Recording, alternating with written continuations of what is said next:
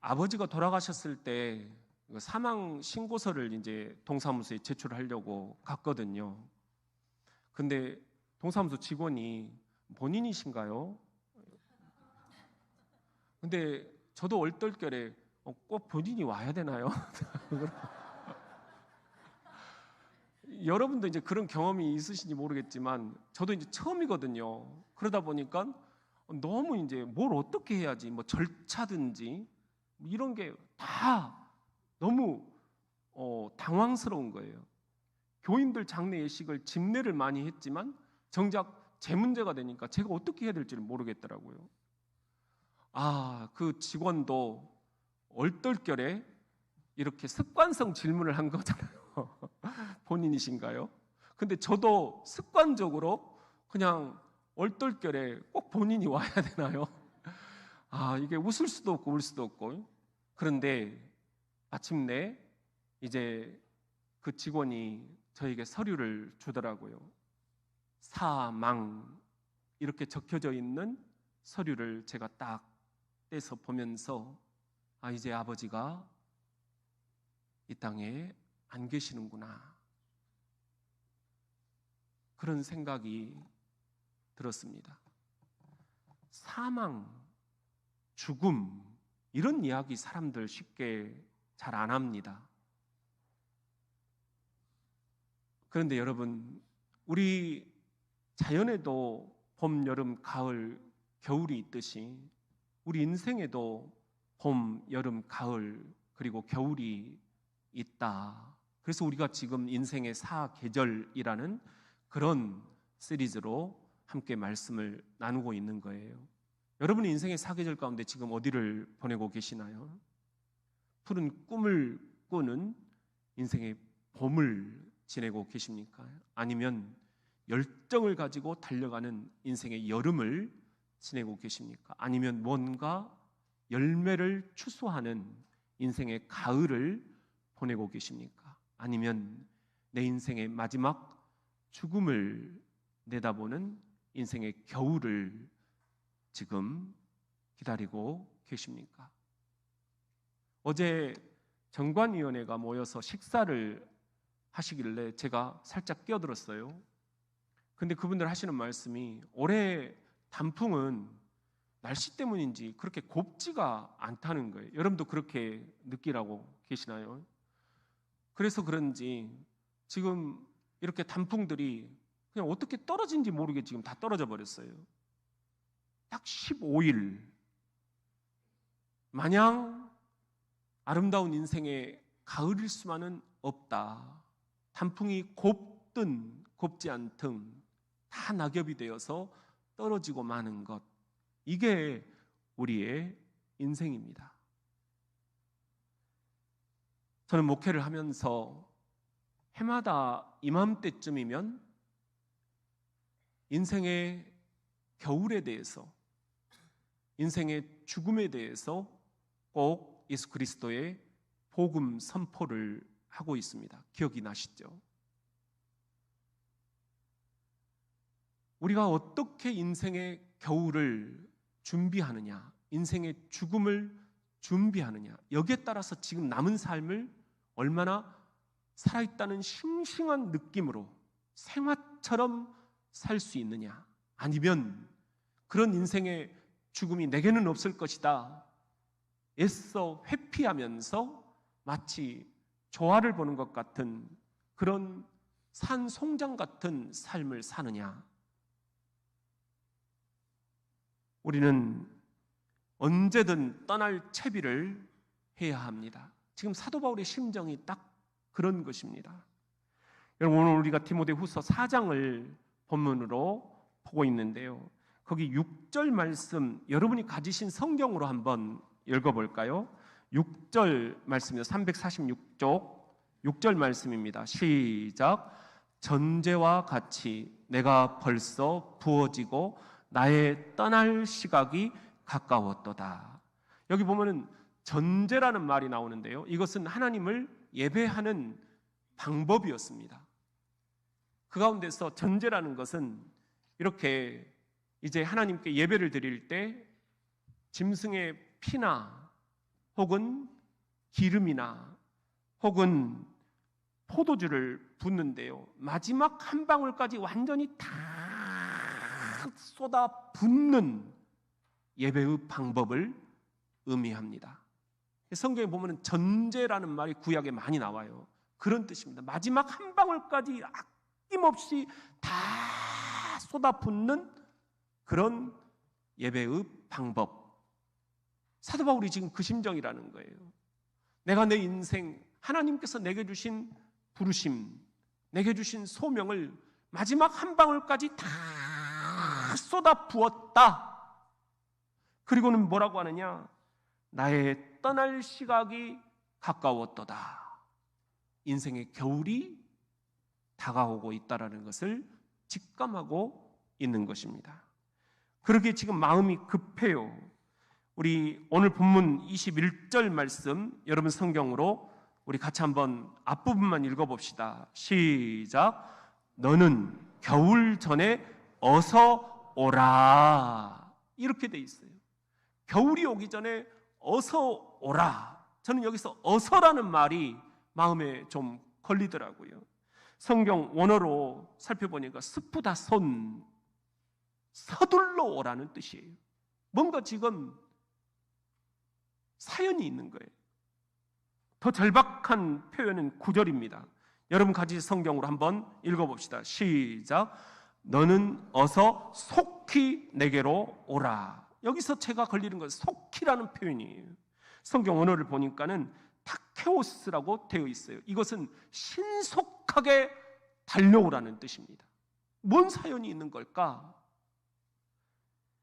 여러분 잘 아시듯이 사도행전 28장 11절에 보면은 사도 바울 일행이 그레데 섬을 거쳐가지고 항해를 하다가 광풍을 만나요. 그 광풍의 이름 기억나십니까?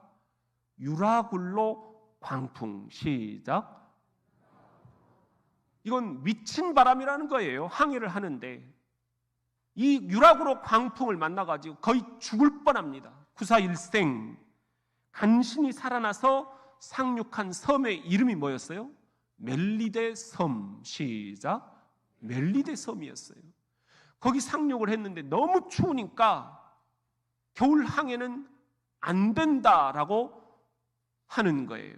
거기서 꼼짝없이 3개월을 지낸 것입니다. 사도 바울은 이 경험이 있기 때문에 지금 디모데에게 오려면 겨울이 오기 전에 어서 와라, 속히 와라, 서둘러서 신속하게 달려와라. 내가 보니까 이거 보통 위험한 게 아니다. 겨울 항해는 안 하는 게 좋겠더라. 그래서 지금 디모데에게 급하게 편지를 보내고 있는 것입니다. 실제로 이 편지를 보낸 지 얼마 되지 않아 가지고 사도 바울은 로마 남문 밖에 있는 트레폰테네라는 지역에서 목에 잘림, 순교를 당하게 됩니다. 성지 순례를 가보니까 이탈리아의 이 트레폰테네 지역에 교회가 설립이 되어 있어요. 그 교회 안에 들어가 보니까는 바울이 참수당하는 조각상이 있더라고요. 바울의 목을 올려놓고 치던 참수 돌 기둥이 세워져 있었습니다. 바울이 목에 베어져 가지고 3번 땅에 튀었다, 그 목이. 그래서 틀에 3번, 폰테네, 그 튄 곳 3군데에서 샘이 솟아서 나왔다. 그래서 틀에 폰테네 교회가 세워져 있었습니다. 실제로 이렇게 상황이 절박했다라는 것입니다. 그렇기 때문에 어서 속히 내게로 오라. 겨울이 오기 전에, 내 인생의 겨울이 오기 전에, 내 인생의 죽음이 오기 전에. 사도 바울의 이 절박한 심정이 여러분 지금 여러분의 가슴에 전달이 되고 있습니까? 그렇다면 겨울이 오기 전에, 인생의 겨울이 오기 전에, 인생의 죽음이 오기 전에 우리는 어떤 준비를 해야 할까요? 첫째는 겉옷을 준비하는 것입니다. 오늘 본문 말씀에 여러분들 13절 전반절을 한번 읽어보겠습니다. 시작. 내가 올 때 내가 들어와 가보의 집에 둔 겉옷을 가지고 오고. 여기 보면 겉옷이라는 게 성경 원어로 파일로넨이라는 건데 두꺼운 외투예요. 지금 70세 로마 감옥에 갇혀있는 사도 바울, 그에게 가장 필요한 게 뭐겠습니까? 이 추운 겨울을 날려면 두꺼운 외투가 필요했던 것입니다. 그런데 저는 이 말씀을 준비하면서 우리 교우들에게 두꺼운 겉옷이라는 게 어떤 의미가 있을까? 여러분, 겨울이 되면 몸도 춥지만 마음은 더 춥잖아요. 더 심정적으로 외롭잖아요. 그런 때 우리들의 몸과 마음과 영혼을 푹 감싸서 덮어줄 수 있는 두꺼운 외투, 그런 친구, 이게 지금 우리 교우들에게 필요한 게 아닐까. 성경은 이렇게 우리들의 영혼을 덮어줄 수 있는 친구, 그걸 소울 프렌드, 영어인데 한번 따라해 볼까요? 소울 프렌드, 영혼의 친구라고 이름을 불러왔습니다. 이런 영혼의 친구가 지금 여러분에게 있습니까? 겨울이 오기 전 내 몸과 마음과 영과 혼을 푹 감싸서 덮어줄 수 있는, 내 외로움을 함께 덮어줄 수 있는 영혼의 친구가 여러분 준비되어 있습니까? 민족 시인 함석헌이 그대 그 사람을 가졌는가 유명한 시를 썼죠. 거기에 보면 이런 영혼의 친구가 소개되고 있어요. 말리길 나서는 길 처자를 내맡기며 마음 놓고 갈 만한 사람, 그 사람을 그대는 가졌는가? 온 세상이 다 나를 버려 마음이 외로울 때에도 저맘이야 하고 믿어지는 그 사람을 그대는 가졌는가? 탔던 배에 꺼지는 시간, 구명대 서로 사양하며 너만은 제발 살아다오 할 그 사람을 그대는 가졌는가?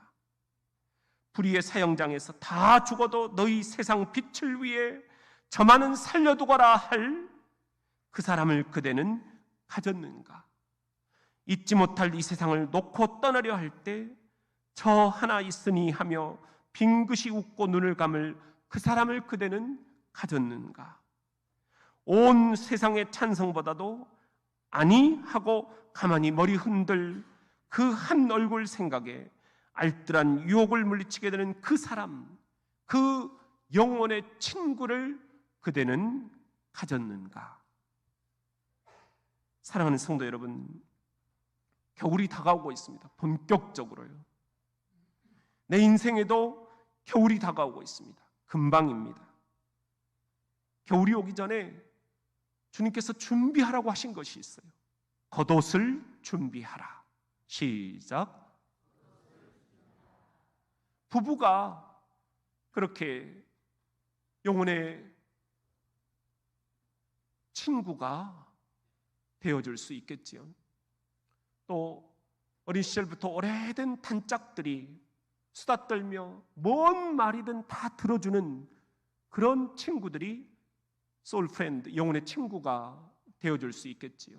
이 교회 안에서도 여러분 함께 마음을 터놓을 수 있는 영혼의 친구들을 발견할 수 있겠지요. 여러분이 직장 생활 속에서도 저 사람은 내 마음을 알아주네, 그런 영혼의 친구들을 발견할 수 있겠지요. 아니라고요? 아무리 찾아도 그런 친구가 나에게는 없다고요? 그렇다면 여러분, 놀라운 복음이 여기 있습니다. 요한복음 15장 13절, 사람이 친구를 위하여 자기 목숨을 버리면 이보다 더 큰 사랑이 없나니 너희는 내가 명하는 대로 행하면 곧 나의 친구라. 예수님 말씀이에요. 이제부터는 너희를 종이라 하지 아니하리니 종은 주인이 하는 것을 알지 못함이라. 너희를 친구라 하였노니 내가 내 아버지께 들은 것을 다 너희에게 알게 하였음이라. 예수 그리스도께서 세상에 내 마음을 털어놓고 이야기할 수 있는 친구가 없다고 하는 저와 여러분에게 내가 그러면 네 친구가 되어주겠다, 영혼의 친구가 되어주겠다라고 약속을 하고 계신다는 것, 이 영혼의 친구 되어주시는 예수께 이 아침에 돌아와야 하지 않겠습니까? 돌아와 마음이 곤하니요. 마음이 너무 곤하지 않습니까? 이 상태로 인생의 겨울, 인생의 죽음을 맞이할 수는 없지 않습니까? 겨울이 오기 전에 여러분, 예수께 영혼의 친구가 되어주시겠다고 약속하시는 예수 그리스도께 돌아오시는 저와 여러분이 되기를 주의 이름으로 축원합니다. 그렇다면 겨울이 오기 전에, 인생의 겨울이 오기 전에, 인생의 죽음이 오기 전에 우리는 또 무엇을 준비해야 할까요? 두 번째는 성경책을 준비하는 것입니다. 오늘 말씀이 바로 그거예요. 13절 우리 다시 한번 읽어보겠습니다. 시작. 네가 올 때 내가 드로아 가보의 집에 둔 겉옷을 가지고 오고 또 책은 특별히 가죽 종이에 쓴 것을 가져오라. 여기 책을 가져오라는 거예요. 이게 뭐냐? 성경 원어를 살펴보니까요, 비블리아 이렇게 돼 있어요. 성경책을 의미합니다. 여러분, 우리가 이 성경책을 영어로 뭐라고 그러죠? 바이블이라고 하잖아요. 이 바이블이라는 영어 단어가 바로 이 오늘 읽은 성경 원어 비블리아에서 온 것입니다. 저는 사도 바울이 왜 양 가죽에 쓴 내 성경책을 가지고 와라, 그것도 속히, 어서, 신속하게, 빠르게 가지고 와라 이야기하는 걸까? 이것이 우리 성도들에게 어떤 의미가 있다라고 내가 선포를 해야 할까 곰곰이 묵상을 해보았습니다. 그리고 이내 무릎을 쳤습니다. 이건 뭐 다른 게 아니다, 사도 바울의 심정이 딱 저에게 들어왔습니다. 제가 지난 6개월 했던 게 바로 이거였기 때문입니다. 그리스도께서 나를 살리시겠다라고 하는 생명의 말씀, 생명줄 말씀을 계속 형광펜에 요한 계시록까지 66권을 1189장을 계속 읽고 또 읽고 읽고 또 읽고 했던 거거든요. 인생의 겨울이 오기 전, 인생의 죽음이 오기 전 내가 무엇을 할 수 있을까? 송충이는 솔잎을 먹고 살아야 되지 않겠습니까, 여러분? 그렇다면 하나님의 말씀으로 살아가는 저와 여러분은 하나님의 말씀으로 우리 인생의 겨울을 준비해야 되지 않겠습니까? 인생의 겨울이 왔을 때 내게 영생의 약속이 들어있는 성경책이 내 옆에 없다면 사도 바울은 지금 이 심정으로 내 양 가죽에 써진 견고한 성경책을 가지고 와라, 바로 이 가죽 성경을 가지고 오라고 한 것입니다. 여러분, 저는 치유 기간 동안 이 약속의 말씀을 통해서 읽고 또 읽고 위로를 받았습니다. 오늘 위로의 말씀이 또 여기에 들어 있습니다. 제가 읽었던 말씀입니다. 7절 말씀 우리 같이 한번 읽어보겠습니다. 7절입니다. 자, 시작. 나는 선한 싸움을 싸우고 나의 달려갈 길을 마치고 믿음을 지켰으니. 여러분, 이게 얼마나 아름다운 인생의 마무리입니까? 해피엔딩이라고 이야기하잖아요. 웰빙, 잘 사는 게 문제가 아니라 웰다잉, 어떻게 잘 죽느냐, 이게 우리 그리스도인에게는 관건이 되어야 됩니다. 죽음이 끝이 아니기 때문입니다. 잘못 죽으면 지옥이고 잘 죽으면 천국이고, 둘 가운데 하나를 선택해야 하는 우리 그리스도인의 이 중차대한 과제 앞에서 여러분, 사도 바울은 얼마나 지금 아름다운 마무리를 하고 있습니까? 내가 선한 싸움을 싸웠다, 나의 달려갈 길을 다 마쳤다, 천재와 같이 내 소명, 하나님이 주신 부르심 하나하나 다 끝냈다. 그리고 내가 마지막까지 뭘 지켰다? 믿음을 지켰다. 이 고백, 이것이 우리들의 인생의 마지막 겨울이 왔을 때 주님께 드려야 할 고백이 아니겠습니까? 그리고 8절 말씀을 같이 한번 읽어봅시다. 시작. 이제 후로는 나를 위하여 의의 면류관이 예비되었으므로 주 곧 의로우신 재판장이 그날에 내게 주실 것이며, 내게만 아니라 주의 나타나심을 사모하는 모든 자에게 두니라. 저와 여러분 모든 자에게 주님께서 뭘 준비해 놓으셨다고요? 의의 면류관. 의의 면류관. 사도 바울은 의의 면류관이 예비되어 있다라는 이 고백을 통해서 우리 인생의 겨울이 결코 슬픔으로 끝나지 않고 이제 생명의 근원이 되시는 주님의 품에 안겨서 영원한 기쁨을 누리게 될 것이라는 것. 의의 면류관을 쓰고 천군 천사들의 호의를 받으며 우리가 천성문에 들어가게 될 것이라는 것을 우리들에게 알려주고 있습니다. 우리 18절 말씀을 같이 한번 읽어볼까요? 시작. 주께서 나를 모든 악한 일에서 건져내시고 또 그의 천국에 들어가도록 구원하시리니 그에게 영광이 세세 무궁토록 있을지어다. 아멘. 아멘입니다. 아멘. 아멘. 믿습니다. 믿습니다. 우리가 뭘 믿어야 될 것이냐? 인생의 마지막 순간 주께서 나를 모든 악한 일, 지금 겪고 있는 질병으로부터, 저주로부터, 그리고 죽음의 공포로부터, 가난으로부터, 또한 불편한 관계로부터, 그리고 이 모든 우울과 외로움과 좌절과 실패로부터 나를 건져내신다는 거예요. 그리고 나를 천국으로 들어갈 수 있도록 구원해 내신다는 거예요. 아멘, 아멘. 이걸 믿고 우리가 인생의 겨울을 준비해야 되지 않겠느냐. 사랑하는 성도 여러분, 눈 내리고 바람 불고 날이 추운 본격적인 겨울이 머지 않았습니다.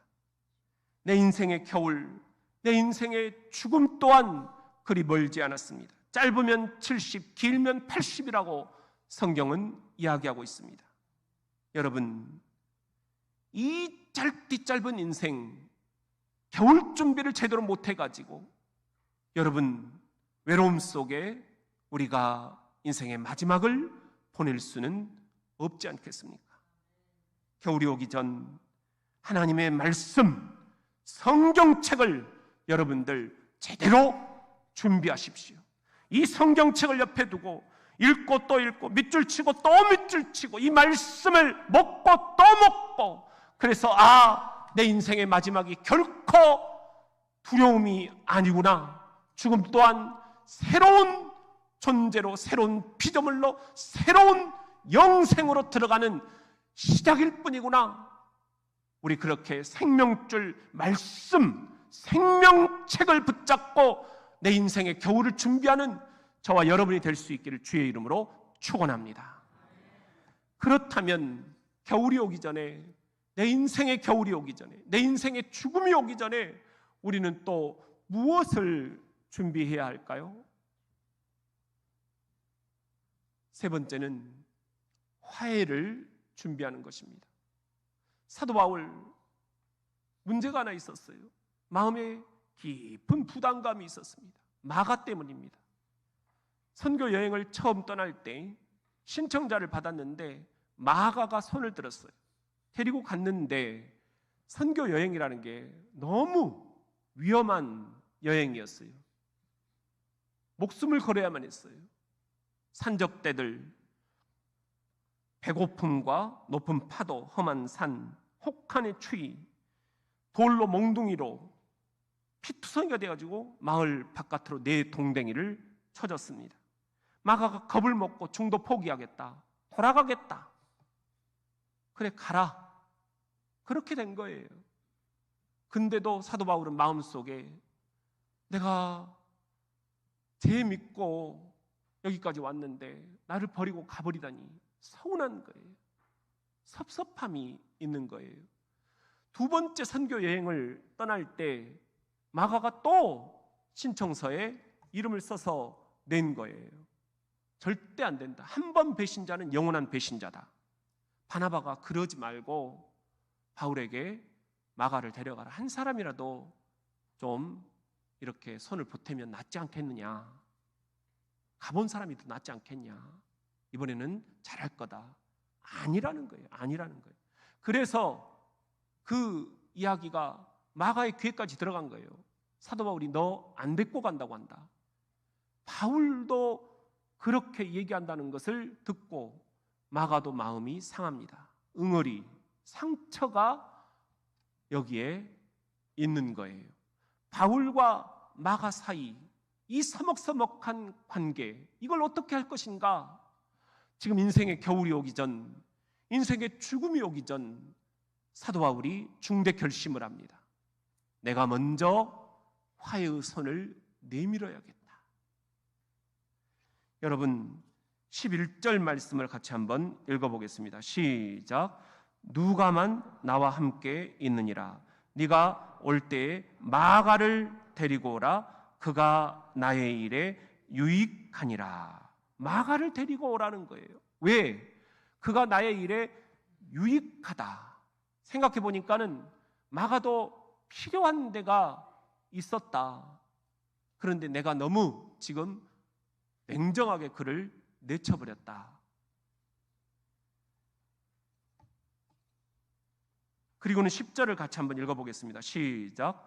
데마는 이 세상을 사랑하여 나를 버리고 데살로니가로 갔고, 그레스게는 갈라디아로, 디도는 달마디아로 갔고, 다 바울이 데리고 간 동역자들이에요. 근데 70세 노인 감옥에 갇혀 있어요. 이 병든 노인에게 이제 비전은 없다, 희망은 없다, 다 버리고 가버린 거예요. 서운하고 섭섭하고 배신감이 들고. 그런데 돌이켜보니까는 그들에게만 허물을 돌릴 일이 아닌 것입니다. 16절 말씀을 한번 읽어봅니다. 시작. 내가 처음 변명할 때에 나와 함께한 자가 하나도 없고 다 나를 버렸으나 그들에게 허물을 돌리지 않기를 원하노라. 생각해 보니까는 내 책임도 있다. 마가도 생각해 보니까 내 책임도 있다는 거예요. 내 동역자들 다 나를 버리고 떠나버리는데 그들 허물만이 아니라 내 책임도 있다. 여러분, 동료 간에, 성도 간에, 자녀들과 시댁 친정과, 그리고 또 부부 간에 우리가 어찌 맨날 좋은 시절만 보내겠습니까? 때로는 불편한 때가 있어요. 그런 때 좀 전향적인 자세가 필요합니다. 사도 바울처럼 내가 먼저 화해의 손을 내밀겠다. 누군가는 먼저 화해의 손을 내밀어야 두 손이 맞잡아지는 거잖아요. 이걸 누가 먼저 내밀 건가? 자존심 싸움하고 있을 때가 아니다. 인생의 겨울, 인생의 혹한, 인생의 죽음이 다가오고 있기 때문입니다. 지난주 텔레비전에 꼬꼬무라고 보셨습니까? 꼬리에 꼬리를 무는 역사 이야기, 9.11 테러 이야기가 나왔어요. 잠깐 보니까는 2,996명이 사망을 했어요. 그 수많은 사망자들이 마지막 자신의 가족들에게 핸드폰으로 남긴 그 음성들이 방송에서 흘러나오더라고요. 엄마 사랑해요. 아빠 사랑해요. 여보 사랑해요. 공통적으로 사랑한다라는 그런 음성들이었어요. 특히 여러분 기억나시나요? 그때 테러리스트들이 납치한 비행기가 4대였어요. 근데 3대는 성공을 했지만 마지막 4번째 비행기는 성공을 못했어요. 그 4번째 비행기는 백악관을 향하고 있었다 추정을 합니다. 그런데 어떻게 백악관에 안 떨어지고 그냥 빈 터에 떨어진 거예요? 승객들 때문이었습니다. 승객들이 마음을 모아가지고 하나 둘 셋 하면서 그냥 목숨을 던져버린 거예요. 조종관으로 가가지고 그 테러리스트들과 함께 비행기를 끌어안고 떨어져 버린 거예요. 그래서 백악관이 살아남은 거예요. 근데 이 승객들이 마지막에 가족들에게 보낸 음성들이 그 방송에서 흘러나오는 거예요. 아빠 사랑했어요. 엄마 사랑했어요. 여보, 내가 당신에게 마지막 하고 싶은 한마디는 사랑했다라는 말이에요. 사랑했다는 말이 거기서도 공통적으로 흘러나오는 거예요. 어떻게 맨날 가족들이 좋을 수 있겠어요?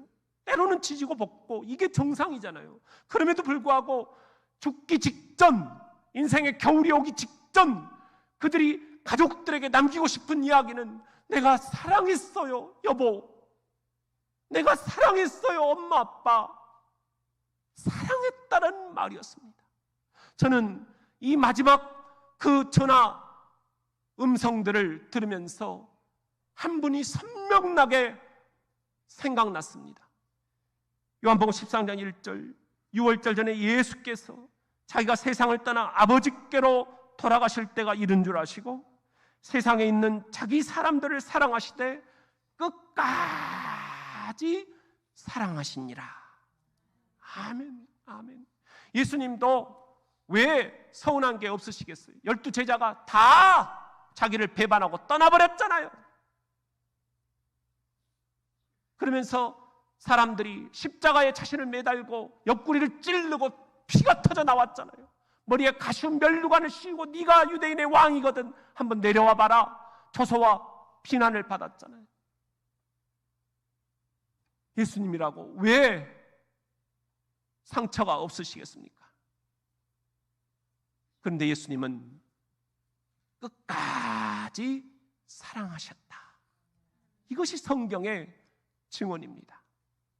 시인 알프레드 디 수자라는 분이 예수님의 이 끝까지 사랑하셨다라는 이 성경 말씀에 묵상을 하면서 이런 시를 읊었어요. 일하라, 돈이 필요하지 않은 것처럼, 살라, 오늘이 마지막 날인 것처럼, 춤추라, 아무도 보지 않는 것처럼, 노래하라, 아무도 듣고 있지 않는 것처럼, 사랑하라, 한 번도 상처받지 않을 것처럼, 예수님처럼.